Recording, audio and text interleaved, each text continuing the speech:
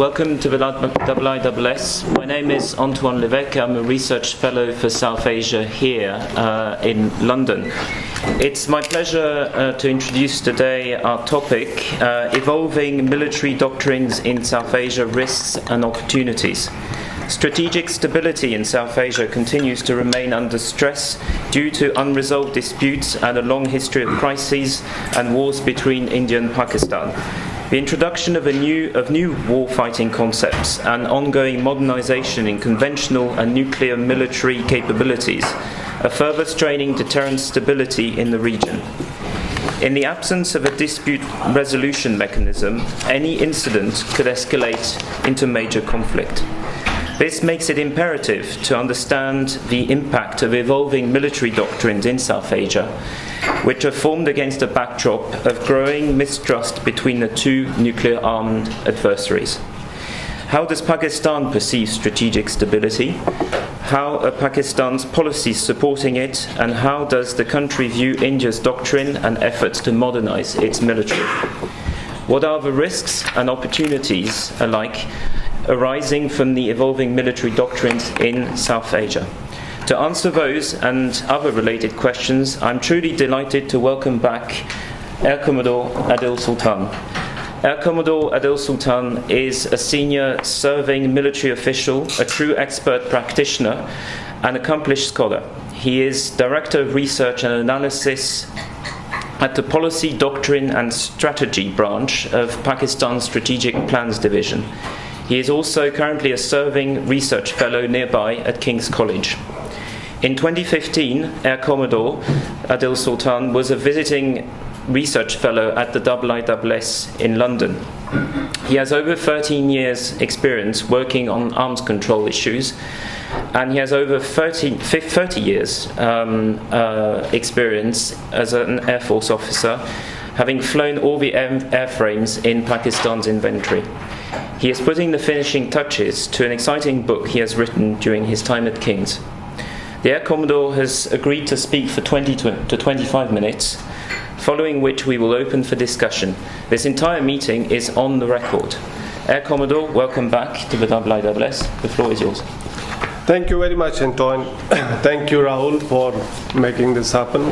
Thank you to IISS, and thank you to everyone who made it possible to attend despite the activities of the World Cup that most of us are these days glued to. I am a serving official, but I'm on sabbatical, so whatever I say, it's in my personal capacity and does not necessarily reflect the institutional position. I have that liberty, that's why I'm talking on nuclear doctrines, otherwise I won't be sitting over here. So if I say anything wrong, please blame me, not the institution, but if something is good, you can give credit to my institution. Yeah. So I'll be speaking for approximately 19 minutes.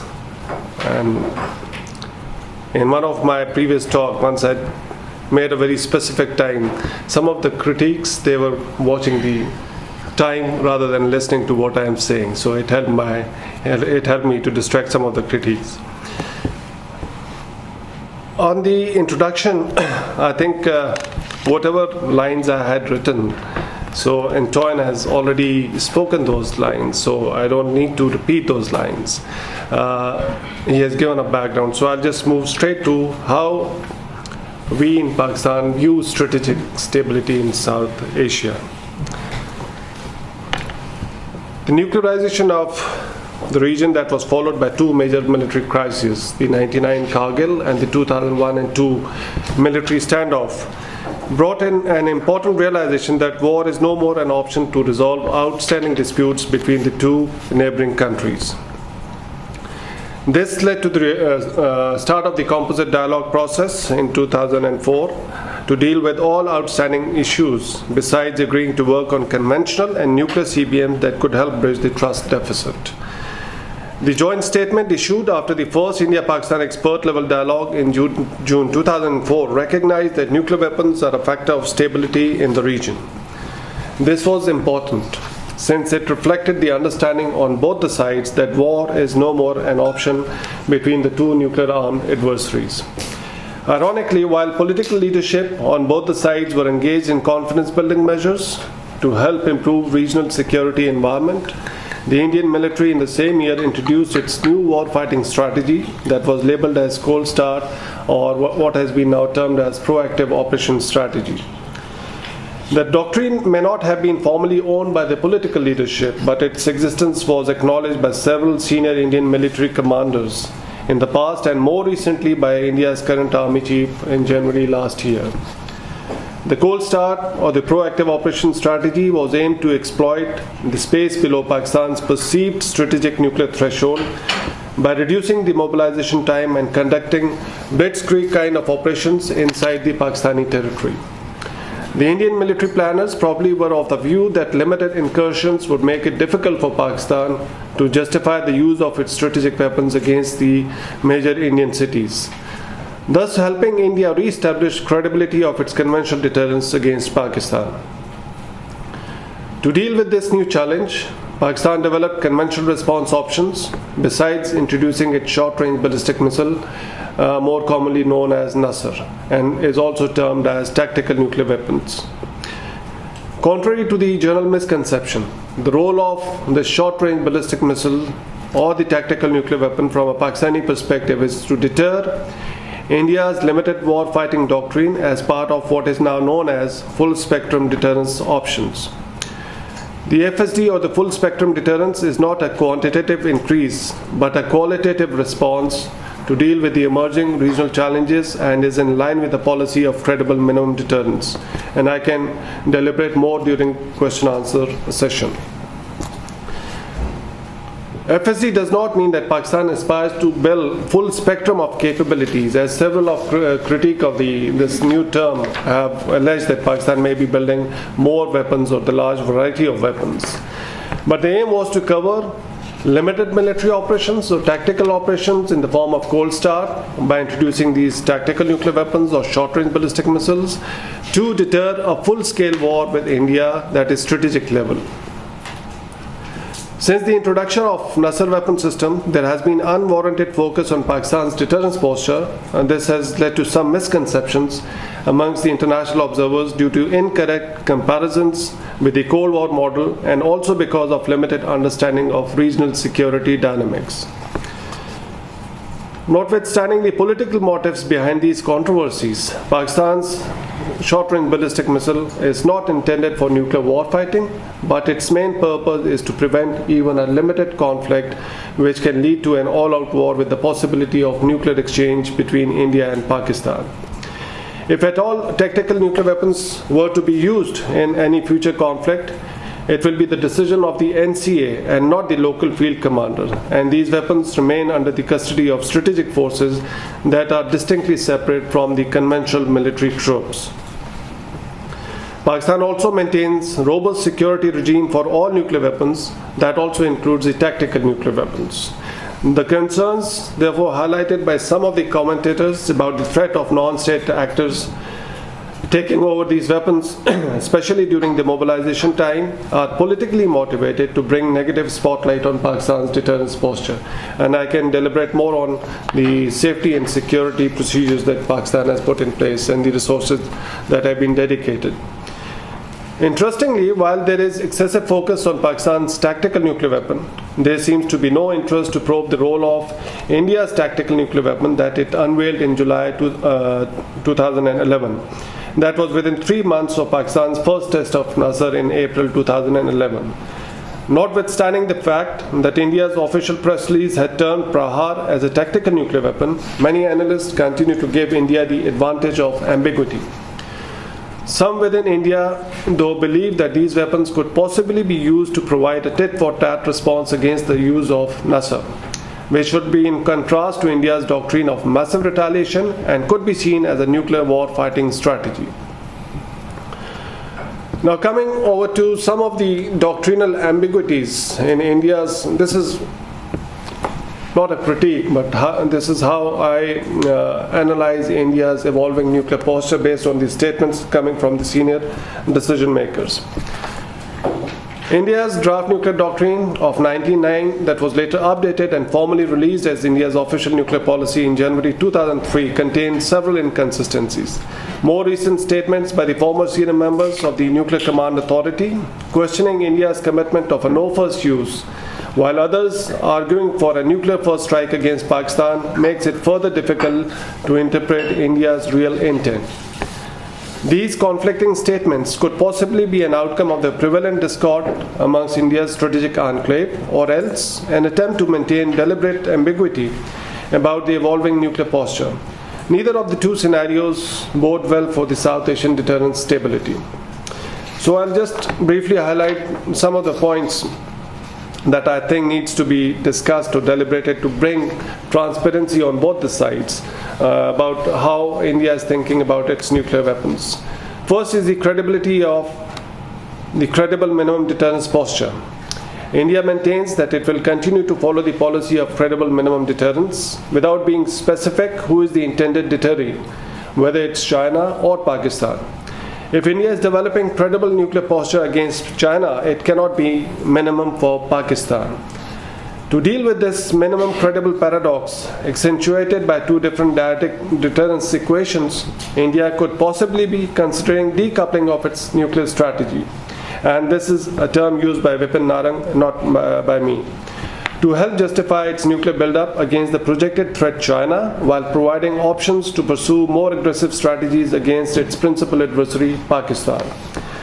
This, in theory, may help address some of the grey areas that continue to undermine the credibility of India's nuclear posture, but would bring more operational challenges to deal with the two conventionally asymmetric powers.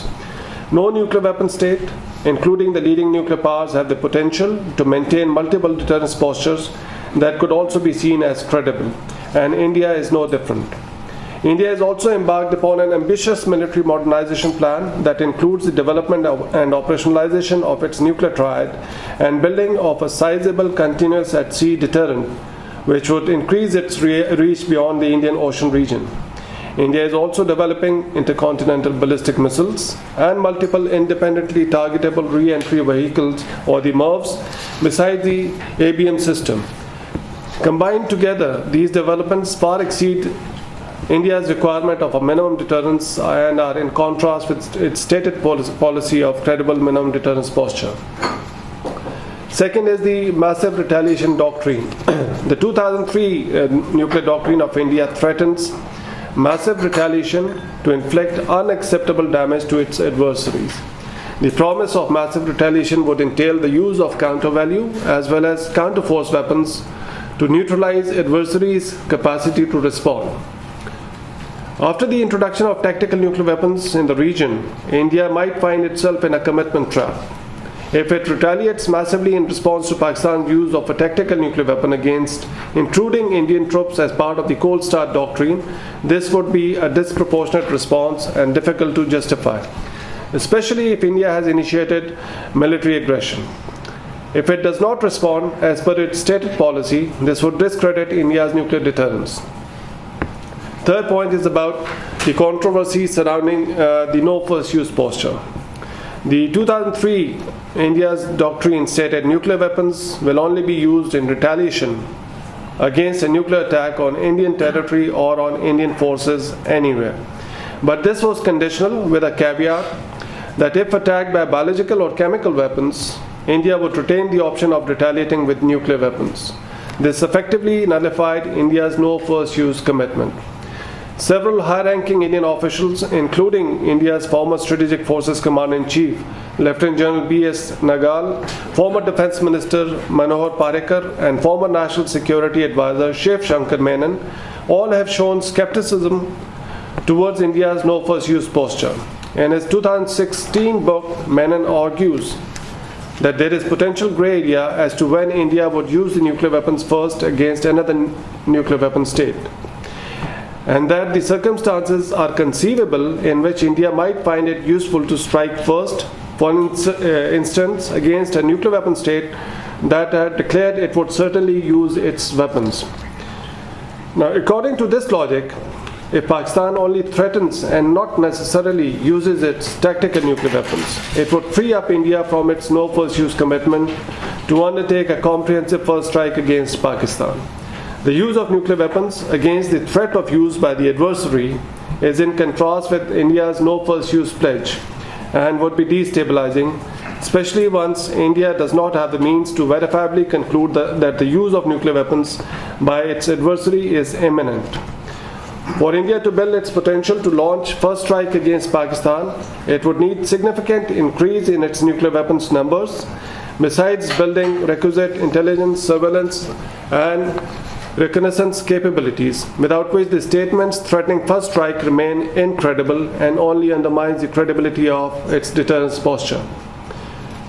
Fourth, and the final point about on India's nuclear doctrine is the discord amongst India's strategic enclave, which appears because of the conflicting statements which do not necessarily corroborate what the actual developments are ongoing.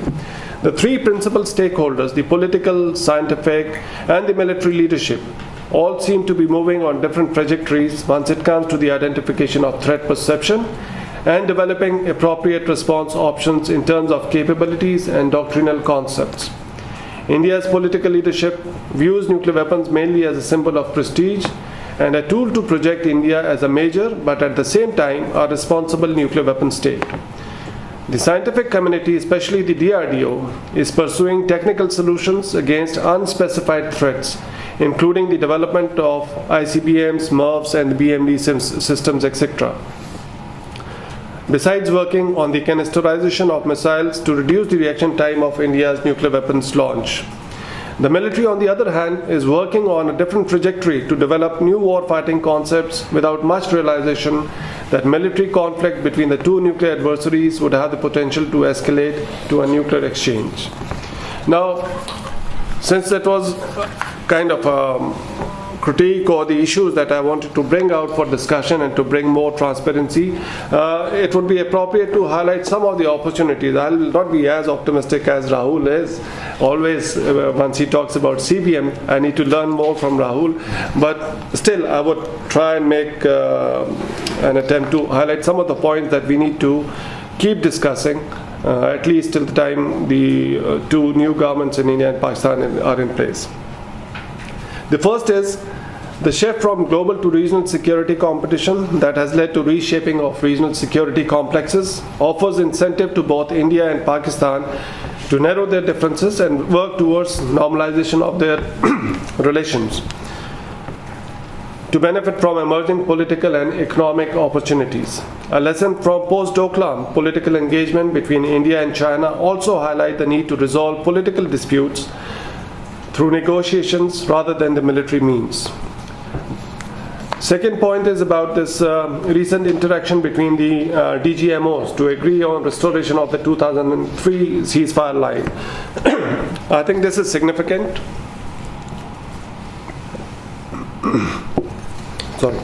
This is significant and needs to be capitalized on both the sides to build trust and move towards normalization process with the possibility of more measures from India and Pakistan.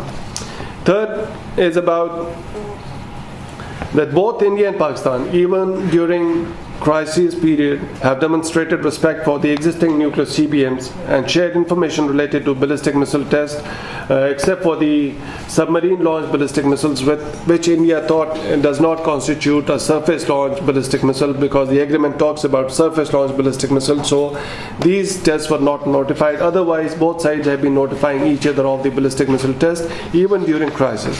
And both have exchanged list of their nuclear facilities on 1st of January every year. This indicates the respect for existing nuclear CBMs and provides hope for more such initiatives. Fourth point is that more recently, Pakistan has reiterated its earlier proposal of a bilateral agreement on nuclear testing, which India remains reluctant to discuss. If India does not have any ambitions to validate its thermonuclear weapons, there is no reason why both cannot agree to ban nuclear testing in the region. This would be an important contribution to strengthen global non-proliferation norms and reduce the incentive for some of the aspiring nuclear powers to test their nuclear weapons in the future.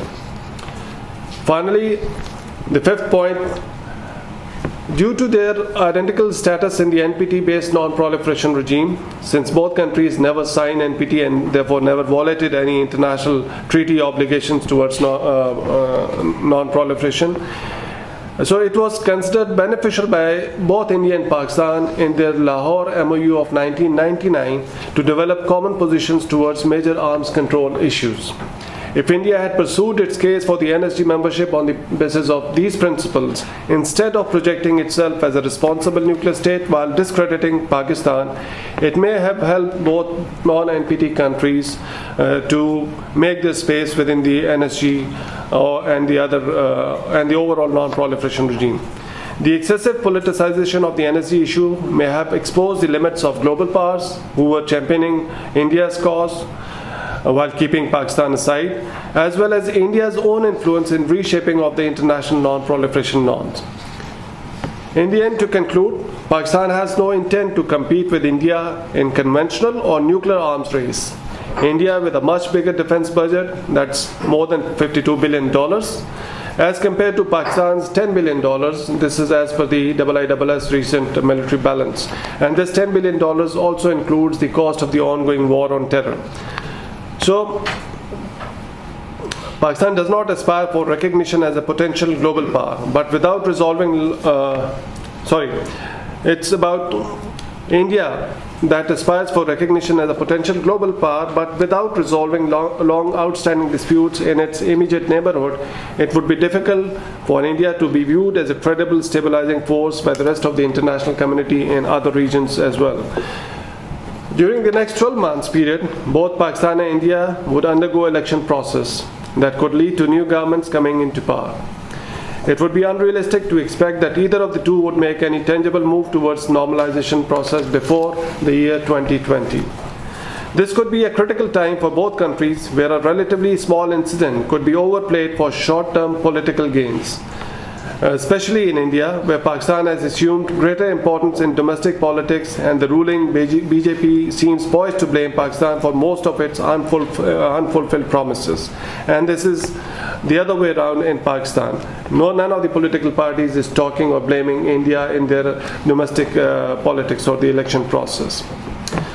Notwithstanding this pessimistic assessment, there is value in contemplating some proposals during the interim period to help the new governments in both India and Pakistan to resume their stalled composite dialogue process at the earliest to help bring stability in the region. Thank you very much for your kind attention. Thank you, Adil. Thank you.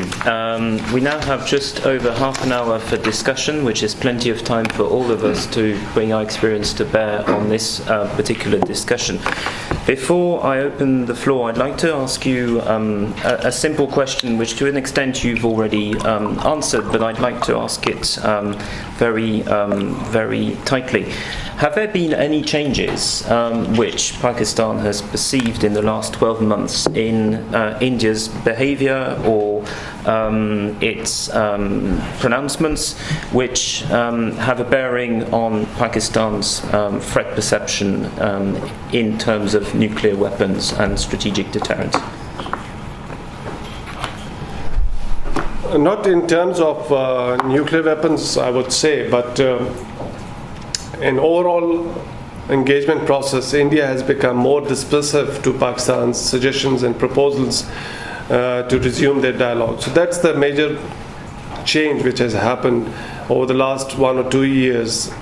Because once Prime Minister Modi came, there was some hope that sometimes people who come with very strong nationalistic credentials, they can take risk and reach out to the opponent parties. But over a period of time, what we have seen is this politicization of Pakistan's security perception within India and blaming things on Pakistan, which have probably complicated, and it has made difficult for the domestic for the political leadership in India also because they have used Pakistan so much that it becomes difficult for them to give some concessions or offer bilateral dialogue with Pakistan. So that trend has led to what we see is that India does not find any incentive to engage with Pakistan. And there are other factors also, external factors, because of the exceptional treatment that has been given in the form of the NSG exemption and mainstreaming of India into non-proliferation regime. So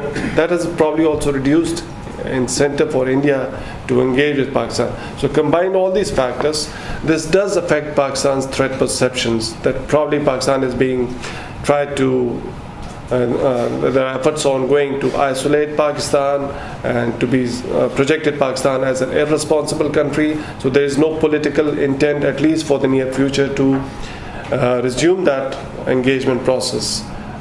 Since last we had that meeting was in 2012 December. Okay, thank you.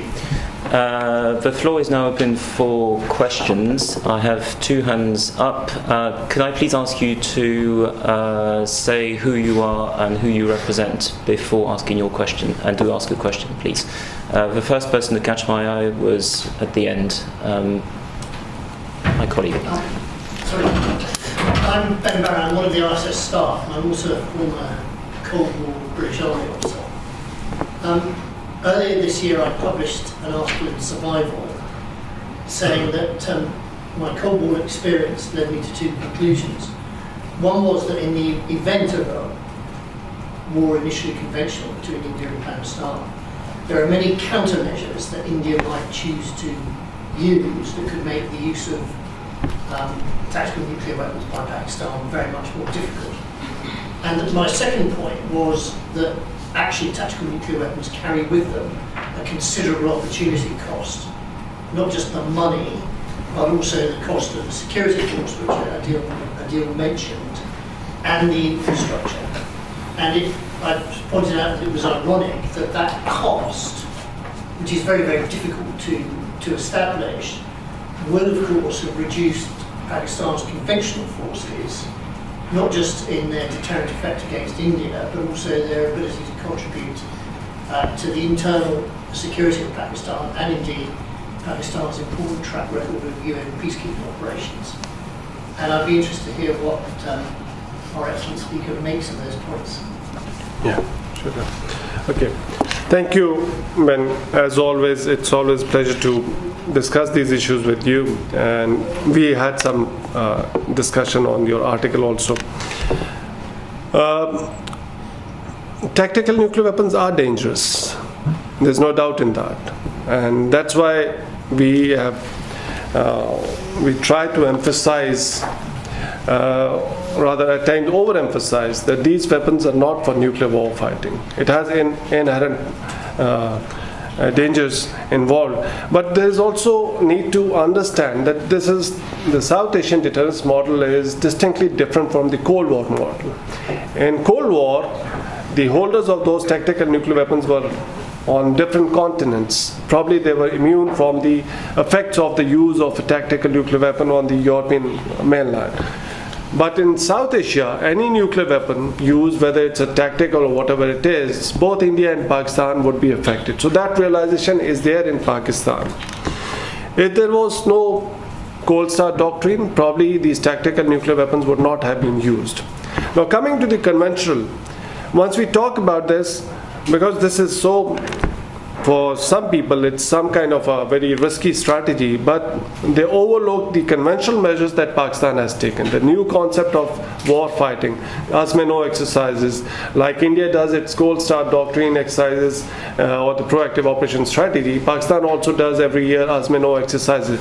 So that's also a response to the Cold Start doctrine. So conventional responses have been developed, and it will never be that the moment Cold Start is launched, Pakistan would contemplate its tactical nuclear weapon. No one ever said. But since it has attracted lots of attention, so people just refer, probably the moment Indian troops launched Cold Start doctrine, there would be a launch of a tactical nuclear. We said never. It would be a last resort measure. It's a supplemental to the conventional responses that Pakistan have introduced. And that's why we say it is, in fact, to strengthen the deterrence posture. So we never said it's going to be a nuclear war fighting weapon. It is to prevent even that cold start doctrine, because what we think is that between India and Pakistan, even a limited conflict can escalate to an all-out war that would have the potential to nuclear exchange also. So we want to prevent that even limited war by giving a message that we have conventional responses, but if still you want to attempt, we have tactical nuclear weapons or the short-range ballistic missiles to deter, to tell you don't cross our red lines. So that's the message which we are giving. So I agree, it's a costly business, everything, but on the security side, again, as I said, it's not on a different continent. So those who are familiar with Pakistan geography, whether it's tactical or strategic, we don't differentiate much about their security and safety measures, because we don't have to transport these weapons to another continent or airlift those weapons. Those who are familiar with the geography, even if these are on the storage sites on the extreme west, it takes less than 1 day for these weapons to mobilize and deploy whatever it has to be done. I don't deal with operations and plan, so please don't take my words as if I'm telling you some secrets. I just deal with arms control and academically view the deterrence posture. So that's the argument I have been always giving. And those who say these weapons would be deployed on the border, nobody ever said these weapons are deployed or are ready to fire status. So wherever they are, we never said this thing, and we always said these would come as a last resort measure if India tries to test that conventional deterrence, and we have conventional responses. But if there are 8 to 10 IBGs and they're all trying to penetrate inside Pakistan, probably their response could be strategic also. So nobody ever said it would be a tactical leading to strategic. So full spectrum deterrence, that's what we said. Full spectrum does not mean the capabilities or the spectrum of capabilities, the spectrum of threats. That's what General Kidwai once he famously talked about, this full spectrum deterrence, and I wrote about this way back in 2011. It's the spectrum of threats, that we have the capabilities to deter limited operation and we have the capabilities to deter an all-out war. So that's the spectrum we are covering. If there is no conflict, these weapons will never be used between India and Pakistan. Thank you. The next two people on my list were my colleague Rahul Roy Chaudhary, and followed by the gentleman at the end of the table. Thank you, Rahul Roy Chaudhary, Senior Fellow for South Asia. Adil, thank you for an excellent presentation. I think it's hugely policy relevant, hugely factual, and I think it's something we should also put your text on our website when we actually put this on record. So you are trying to get me in trouble then? No, I think it is very important. I mean, it shows some key developments and your analysis and assessment of developments on these issues. The one question I have is on first strike, of India's first strike. You've talked about Vipin Narang, about General Nagar, Menon, Parekar, also alluding to these developments, and Narang put it all together in that sense. My question to you is, do you actually believe that India has a capability, where you added a caveat, two, that India has the intention of first strike against Pakistan, and not first use, I mean this is first strike against Pakistan.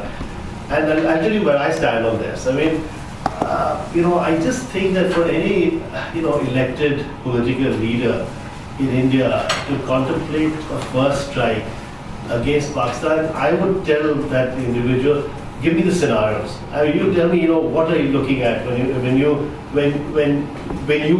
if you are thinking of first strike. So my question to you is not what Vipin Narang and all have said, but to you, as a senior SPD officer, do you think India has the capability and the intention of a first strike against Pakistan? If you do, then if you could just outline a scenario where you think India and the Prime Minister of India will give the decision to launch nuclear weapons against Pakistan, that will have impact, obviously, on India and other countries. Thank you. Should be interesting. Yeah, sure. So. Yeah, my name is Nasser Mahmood and I'm a PhD student from University of Reading. I'm having a couple of questions. First one is, does Pakistan's nuclear doctrine conceive or contemplate Kashmir conflict, or is it only meant to cater conflicts arising from the international borders of Pakistan? That's one. Second, does Pakistan possess a joint military doctrine for all armed forces, including conventional weapons as well as nuclear weapons? Second and third, to what extent is Indian and Pakistan nuclear doctrines, they are just response to each other, they are related to each other, or they are very much having their own independent trajectories? Thank you so much. Thank you. Thank you, Nasser, for this. First to Rahul, I fully agree. That's the worrying part. There's no scenario in which, under the normal circumstances, either Pakistan or India should be contemplating use of first strikes. But as the sentiments run in both sides, India and Pakistan, sometimes there could be a momentum, and that momentum could be driven by, at times, for like I said, briefly refer to the DRDO also, because the way they are building ABM systems, ABM system is not going to work between India and Pakistan, and neither between China and India also, because China has much more potential, and you cannot have a foolproof ABM system where the reaction time is 5 to 7 minutes, or if you talk about China, India, maybe 10-15 minutes. It's not 30-minute scenario. And even the Cold War model, the ABM systems were always whether it would work or not. But still, the DRDO is building APM systems, and still the military is probably working on military doctrines, which they understand that it can escalate to an all-out war. So if both sides, because of a certain incident, any incident between India and Pakistan, the conflict starts, it's very difficult to then restrain both sides. You would know the dynamics between India and Pakistan. So if you are caught in that kind of a situation, and you are both sides are playing with the public sentiments, so there could be a scenario where the leadership could find itself in a commitment trap, because either you establish the credibility of nuclear deterrence posture, because India has other stake interest also. It has to establish itself as a probably potential global power in the future also. But if it doesn't respond to Pakistani challenge, so there could be pressures within India also. Still, I fully agree. Even the use of tactical nuclear weapon probably is unconceivable unless something extraordinarily happens. Worrying point is these statements did not come from Vipin Narang. These statements came from the members of the Nuclear Command Authority. Now, Defense Minister, if he makes a statement, subsequently says it was my personal remarks, Defense Minister cannot have a personal remarks.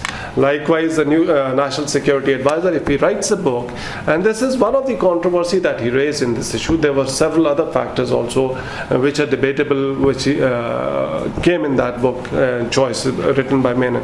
And Shyam Saran also, in his 2013 policy speech given at Habitat, he also gave some conflicting signals. One of the signals was that probably the entire doctrine is not made public. So that also raises a question. If the entire doctrine is not made public, so what are the hidden parts? So as an adversary, you cannot just sit there and hope that these weapons are so terrible that both India and Pakistan would be deterred.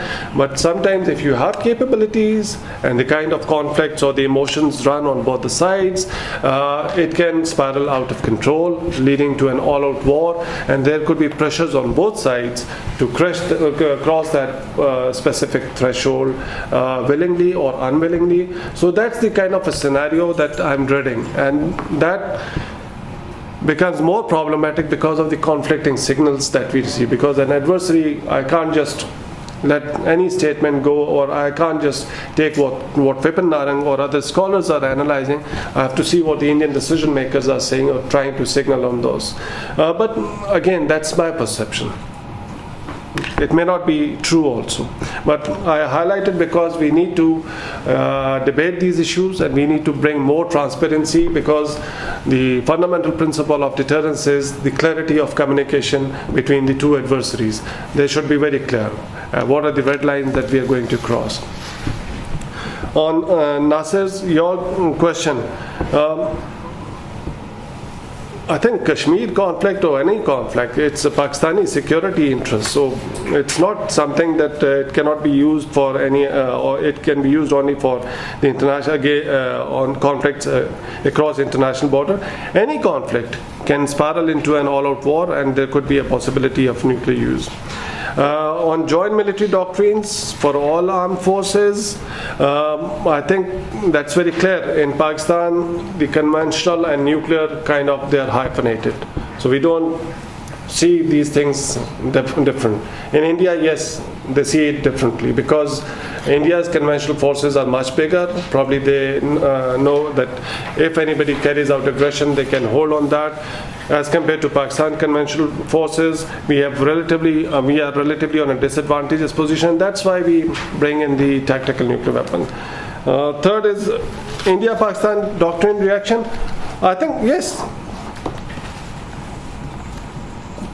Pakistan is reacting because it feels insecure, it feels existential threat. But Pakistan never took a lead in introducing any new technology that could pose an existential threat to India. So in that sense, I don't think so India would be responding to Pakistani. India might be responding to what China may be doing or what the other powers would be doing. But again, if they do feel existential threat from China, it's their right, they would respond to that. But probably they are not responding to Pakistan's development, except for the Prahar, which is debatable because officially nobody accepts, except for that press Information Bureau press release which stated it's a tactical nuclear weapon. That I consider could be a response to Pakistan's Nasr. Otherwise, they have their own security outlook. Thank you. The next two people on my list, the gentleman opposite me, I think you raised your hand earlier, I believe, and then I'd like to call on the gentleman here. So. Thank you. Well, thank you for calling me a gentleman. I like to start out with a little laugh.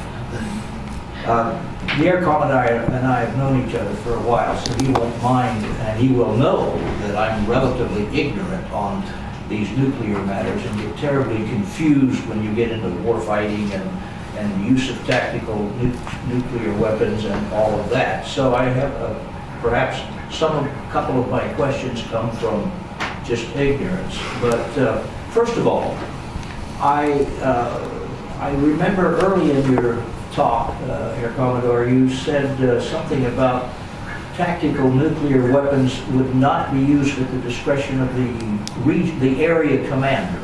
They would go back to some committee, I thought you said. But I didn't hear in any part of your talk any word about civilian input. And I want to know if there is any kind of civilian input into the use of tactical weapons, if that ever arose. Would there be time and to get the civilians together? And I know getting into politics is like not a very good idea sometimes. But so I don't want to get into politics. But just where do the civilians come in on all of this? Secondly, could you explain again your point about the NPT? I think you said if India joined first, there would be certain incentives, but I don't know I didn't understand what you said. And thirdly, a sort of a general question, it seemed to me like what I could make out is that almost all of your planning is sort of reactive to what you think India is doing, or what India might be doing, what you know India is doing, what the Indians tell you they're doing. So I wonder if you could respond to those questions. Cool. Thank you. Shall we take this take? Yeah. I'm Brigadier Krishnan, the military advisor from the High Commission of India. Matters nuclear call for very measured statements.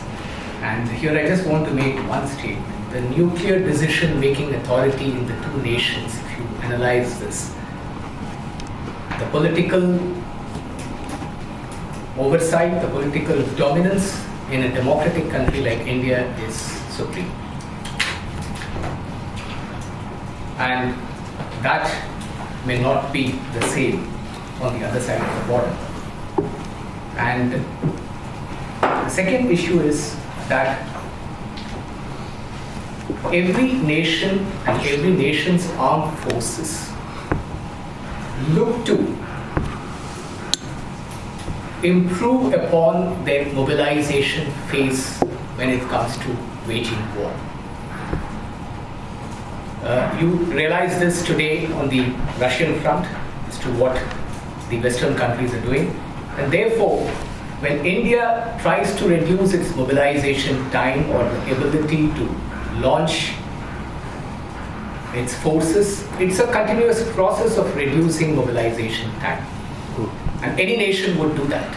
Any nation would also respond in certain measures to reduce its mobilization time to react to an adversary. To paint that as a justification for introducing tactical nuclear weapons as a means for war fighting, though classified as a deterrence and not as a war fighting measure, may not be very appropriate. And the final point I would like to make is that whenever there has been a massive movement towards peace or a political outreach, there have been major terror strikes which have vitiated the atmosphere. That doesn't augur well for peace. And finally, in a democratic country like India, if you let the democratic process take its course, peace reigns. And we have seen this over the last 70 years. There have been movements, and those movements have been well accommodated. Those aspirations of those movements have been well accommodated through a democratic process, which can also find its way in Jammu and Kashmir. Thank you. Thank you. I'd like to ask one of the other hands I had to come in with a question, please. Hi, cheers. Maxwell from Basic. Thank you for that, Adil. I had three short questions, if I may. Very short, please. Yeah, the first was on chemical and biological weapons and relating to the trend that you're seeing with the NPR on assurances of nuclear weapons against CBW. So I was just wondering, on that issue, if you could expand on what India potentially sees as the chemical and biological weapon threat from Pakistan, if you're saying it nullifies the no first use policy, and also what's Pakistan's policy on CBW the other way. The other question was on credible minimum deterrence. You mentioned that both countries see themselves as having credible minimal deterrence, but obviously their conceptions of what this means and context is very different. I was wondering if the composite dialogues ever talked about credible minimal deterrence as a factor that could create dialogue and some sort of common understanding about what doctrine could look like in the region, or if you saw this as an area that could foster a sort of new dialogue on risk reduction measures. I'll leave it at that. Thank you. Commodore. Thank you. It's a long list, so if I forget any question, please do point out. It's not that I'm shying away from any of the question. Excellency, Ambassador Bell, on this civilian control of the tactical nuclear weapons, I did mention that all nuclear weapons, including tactical nuclear weapons, the authority to launch would be given by the National Command Authority. And the National Command Authority is headed by Prime Minister.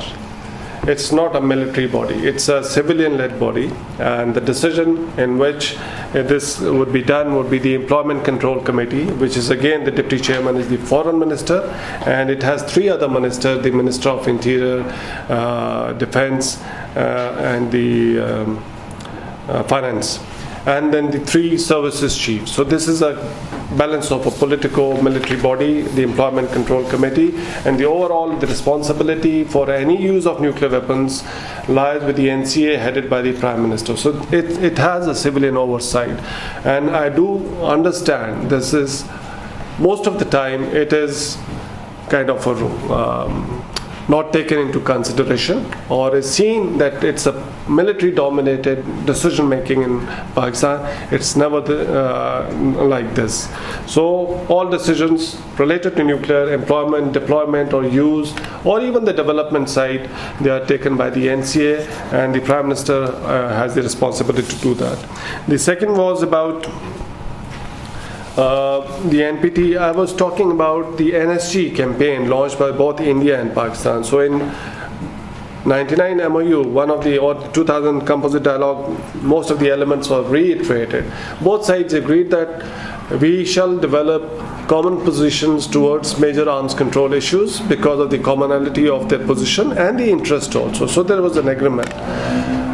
What I'm bringing out an opportunity which has been lost on the NSG issue, because both were non-NPT states with equal credentials, and NSG has nothing to do with military program. It was about the civilian application. So if India wanted to get inside the NSG, it could have taken an approach independently without targeting Pakistan or discrediting Pakistan, and it could have been made a principal position that let's develop a criteria for non-NPT states, where all non-NPT states, including Israel, India and Pakistan, who never signed, I'm not talking about countries that left NPT, those who signed and left, I'm talking about countries that never violated NPT obligation.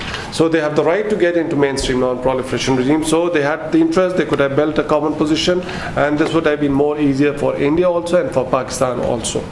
Third was about planning is reactive. Yes, because Pakistan feels existential threat from India, so whatever challenges they come up or are seen or perceived by the Pakistan, it does react to those challenges. My colleague, defense advisor from Indian High Commission, fair points. Yes, on these statements, everything, that's what globally the understanding is. Once it comes to nuclear matters, your statements have to be very balanced, very measured, and that's the biggest concern. The statements that come from the other side, at times they get conflicting signals, and probably they are because of individual understanding, or maybe those are deliberate for their domestic political gain, whatever the reasons could be. But once the statement comes from the members of the Nuclear Command Authority, like the Defense Minister or the former National Security Advisor, as an adversary, we have to consider those statements very seriously. So it's not that we just want to make headlines and react to a certain situation. That's how it is. Second, about the mobilization, right? That's what all militaries, they do. Even if they don't have to fight wars, they continue to prepare themselves. That's the professional. India is a professional military, like Pakistan is also. They continue to evolve their doctrines depending upon how they perceive these threats. Now, our reactions are not based on just statements or somebody has written in the literature. There are solid intelligence reports, and based on that, the conventional response is the new concept of war fighting by the by the Pakistani army has been introduced. It cannot be in a vacuum, that there is no build-up, there are no new cantonments along the international border. There are establishments, and we see that it has reduced the reaction time, and the kind of relations that India and Pakistan has, you would understand neither India can afford, neither Pakistan can afford even a kilometer of ingress by the adversary, because it's politically unsustainable for any regime in India or Pakistan. So you have to come up with countermeasures. So Pakistan came up with these conventional countermeasures, but the size of Indian military and the $50 billion plus annual budget. On the other hand, Pakistan is also embroiled on the western border, and it has limited resources. That's not more than $10 billion it is spending. So what to do? The more the conventional asymmetry, so you have to come up with an option. So this tactical nuclear weapons came as an option, and we continue to reiterate, these are not weapons for nuclear war fighting or war fighting. These are weapons to prevent that limited conflict or the concept of limited war fighting introduced by India. So if there is no cold start doctrine, nobody is going to use these tactical nuclear weapons. So that's the second point. Democratic process, this is a political issue beyond my purview. I don't want to comment on that. And again, this is an assumption whenever there is a massive movement towards normalization. I don't think so. That is the case. If that would have been the case, the Pakistani Army Chief most recently, he offered India to let's normalize our relations. So it's coming directly from the Pakistani Army Chief. So I don't think so as an institution, but to blame the actions of non-state actors, and let me just make this point over here, this notion of terrorism or terrorist, this has emerged after 9/11. This Kashmir struggle is ongoing since 1948. Nobody termed it as terrorism. It's been under the UN, they have the right for struggle for freedom. Nobody ever accused them of terrorism. So post 9/11, the way United States capitalized on that 9/11 incident, probably India found an opportunity to blame Pakistan or to tarnish Pakistan's image by labeling that these are terrorists. So I don't think so they are terrorists, or it's correct to do that. But that's an issue that's ongoing. On Maxwell, your CBW, I think I made it clear about this is caveat in India's nuclear doctrine of 2003, that even against the use of chemical, biological. So in 2003, probably people in India, they found it useful to introduce this thing. Otherwise, both India and Pakistan are non-possessive states of chemical and biological, and they are part of CWC and BTWC. So both states do not possess chemical or biological weapons. Thank you. We now have time for a final round of questions. I'm sorry, I have too many people here on my list. I'd like to start with the gentleman here, followed by the lady after. Can I just, I think one point was left about credible minimum deterrence, both C. Okay. Sorry for this. Please. In the composite dialogue process, or the joint statement issued at that time, 2003, both India and Pakistan also agreed to talk on doctrinal concepts. But at the expert level talks, no significant progress happened between the two countries. Thank you.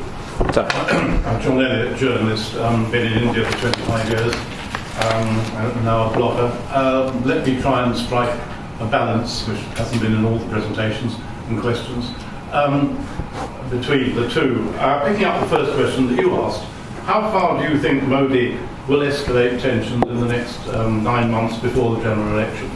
How dangerous could that become? There are rumours in India. Thank you. And hasn't Pakistan got a duty in order to avoid, shouldn't Pakistan, in order to try to avoid conflict, hasn't they got a responsibility to curb the militants crossing Kashmir, which is the root of all the problems? Thank you. Dr. Kiran Hassan. Thank you, Anton. My question is rather geopolitical, is of a geopolitical nature. Thank you so much, Mr. Adil, for giving a comprehensive analysis. As we see that China is investing 64 billion, bringing an investment of 64 billion into Pakistan, and do you think that this kind of, and also there has been recently defense exercises between Russia and Pakistan. What does that, do you think that there is a kind of change, do you see changes between military engagements between India and Pakistan in the coming years? Thank you. You mentioned the upcoming elections, but I just wondered if there's kind of a concrete difference between the sides in Pakistan on the nuclear strategy. Depending on who wins, does that influence, do you think, is the difference between them? Thank you. And finally, there was one gentleman here. Yeah. First, when you were talking about PROHAR, please correct me or if I misunderstood this. That is a delivery vehicle, but has India given any evidence of developing the tactical nuclear warheads? And number two is Pakistan is set to launch, the Superco is set to launch a satellite. It was later of this month, 20 July if I am not mistaken. India also has satellites. How do you see that? It's slightly tangential from your presentation, but developments in space can either be destabilizing or they may open up prospects of arms control, like something like the open skies phenomena, something like that. Do you see any prospect on that? Thank you. Thank you. Can you tell us who you are? Yeah, Shona, King's College. Okay. Oh. Yeah, a very small one. I'm Dr Adil and I'm air attaché here at High Commission of India. Very heartening to hear that the Pakistan Army Chief would like to have some confidence building, approach. But such a voice, would it be emanated out of the civilian leadership also, or is it the Pakistani Army Chief would like to talk to Indian Army Chief only? Thank you. For the final round of answers, you have about 2 minutes. I have responded to everyone. Let's back up. I'll try to be as brief. On this question about how far Prime Minister Modi could go in the next, I think you have been in Delhi. You, for the last 25 years, you know India more than probably me.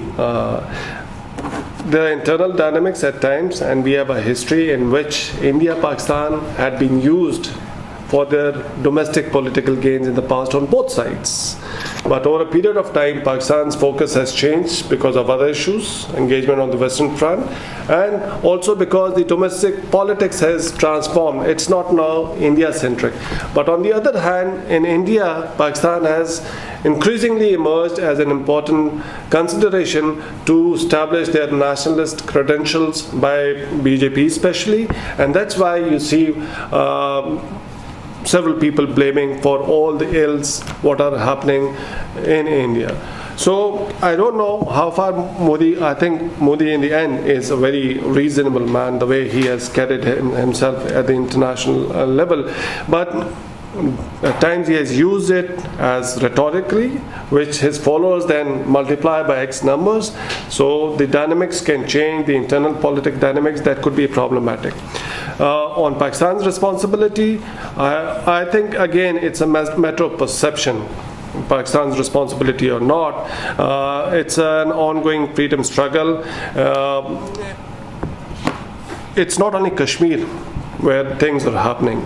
There are many other parts in India where these kind of freedom struggles or the small insurgencies are happening.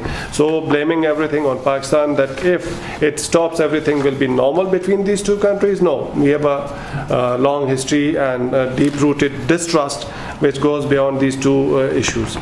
Dr. Kiran, on China, it's the recent at the SCO for the first time, India and Pakistan. It's a good opportunity because at the UN peacekeeping level, both the countries or the soldiers at times, like General Bajwa, probably his counterpart or some other senior, they had served together. The current army chief probably, both the army chiefs, they had been together at the UN peace missions also. So they had been working. So I think that's also important because the interaction at this level sanctioned by the political leadership, because the SCO in the end is a political platform, not a military platform. It will help build trust between the two countries, and the other players can also play their role, like Russia and China if they want to. On your issue about domestic politics, whether party X would win, so it will have more chances for, I don't think so. I don't think so. This is very, very complicated. At present, the focus is on domestic issues. There are many internal problems, basic necessities. So those are priority issues for domestic politics. India is not figuring in that. So irrespective of which party comes into power, I think there's a realization overall that we need to build or normalize relations with our eastern neighbor, because it hurts both sides. So it's been a too long period that we have been in a conflict. So I don't see a change whichever the party comes into power. On this question about my colleague from KCL, once an official statement comes out from the Press Information Bureau and the headline says tactical nuclear weapon capable of carrying different types of warheads, and one of colleague, a friend, I'll not name him, he said different types of warhead doesn't mean that it's going to be nuclear. So I said, what else could be different types of warheads? But they still want to give that ambiguity. And if you say about whether India is producing warheads, whether you can say this thing with certainty whether Pakistan is producing warheads for Nasr missiles, no, we are talking about the capability. And both sides are modernizing. And definitely once you are going on to the MIRVs routes, everything, so you have that miniaturization capability to reduce the size of your warhead. So both sides have that capability. And once the official statement comes up, so I have to take that on face value. This is an official statement they have introduced, and then people also talking about that probably a massive response against a one odd use of a tactical nuclear weapon in Pakistan would not be credible. So we need to build a proportionate response, something logical. But again, this is where we need more clarity and communication or the intent. On the satellite, I think Pakistan is launching this satellite with the help of China, and this is one area where we can have some convergence or we could have some convergence of interest in the past.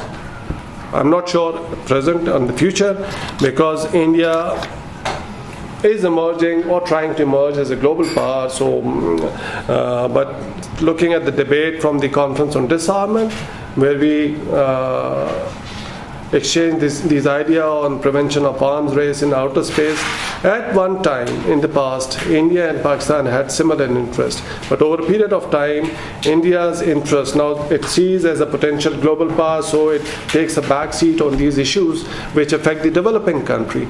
So where our positions are probably diverging in that also. Answer, my Air Force colleague, thank you very much. On the civilian leadership, the Army Chief, I think it was, I don't know, because I was here in London and I'm not looking at the policy side. I read this news story and it created quite a big headline, and people have already started writing articles on this in Washington, and I read day before yesterday about this offer. And sometimes a small gesture which could have been in a different context, but if this statement was made, I think this is significant to assure that military wants normalization of relations with India, so it doesn't want continued unrest. It doesn't serve our interest as a military person, because we have been in this mess for the last, let's say, 40 years on the Western Front. I'm not talking about India. So we have had to deal with this terrorism and other issues in Afghanistan, what is happening, and still we are paying a heavy cost and fighting this war. So it's in the interest of the military, it is in the interest of the civilian leadership also, because I don't think so there is kind of interest in perpetuating this conflict with India. If there was, Pakistan would not have been reiterating its proposals or urging India to resume the composite dialogue process. More recently also, I read this statement from the Foreign Office also. We are open to this dialogue or resumption of the composite dialogue process, but we are being realistic, because in Pakistan also we are in the election process, and we also feel on the other side also, this is not the time that somebody would think about these issues, but this time where like Rahul is working on his wonderful book project, I think this is what we should be doing. I need to. But I agree. This is time. This is a period where both in India and Pakistan we need to think about, what if these governments come in, we should have a framework ready to start this process or resume the process. And that's what, if I've mentioned your book, I'll talk about my book also. So that's what I'm talking about, these proposals of the collaboration in the non-proliferation regime between India and Pakistan, coming up with some ideas from my own personal, nothing to do with policy side, just to give a food for thought for people who would be dealing with these issues from 2020 onwards. That's it. Thank you, and this brings to a close our conversation today. I'm guilty for having sort of framed the subject in such a wide fashion and allowing for the questions to be so diverse, but I think this has been tremendously useful. Thank you, Adil, for your inputs and contributions. Thank you all, and please do bear us in mind. We will have more meetings on this topic in the months to come, as befits our mandate as the IISS. So with this, thank you all, and please join me in thanking our speaker today for next week.